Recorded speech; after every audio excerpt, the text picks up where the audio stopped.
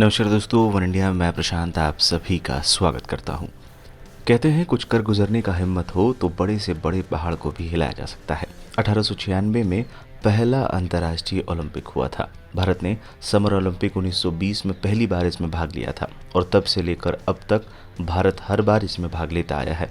भारत लगभग 100 सालों से ओलंपिक खेलों में भाग ले रहा है और मेडल सिर्फ 28 जीते हैं।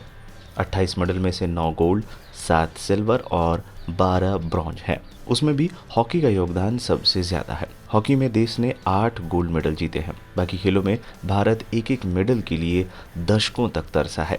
ऐसा क्यों है कि दुनिया की दूसरे सबसे बड़ी आबादी वाले देश में सिर्फ 28 मेडल आए हैं, लेकिन अब हालात बदल रहे हैं।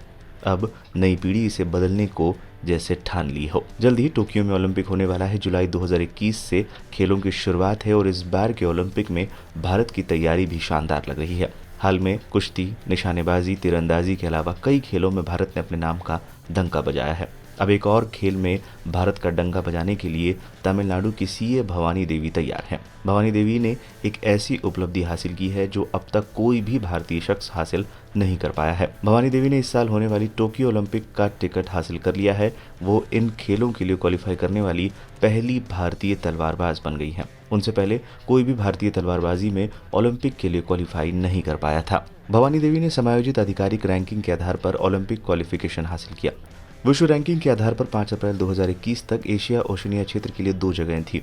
भवानी फिलहाल 45वें स्थान पर हैं और रैंकिंग के आधार पर वो एक स्थान हासिल करने में सफल रहेंगी। इस 27 साल की खिलाड़ी की आधिकारिक क्वालिफिकेशन पर मुहर 5 अप्रैल को रैंकिंग जारी होने पर लगेगी। ये भारत का 50वां ओलंपिक कोटा है। भवानी तलवारबाजी के सेवर इवेंट खेलती हैं।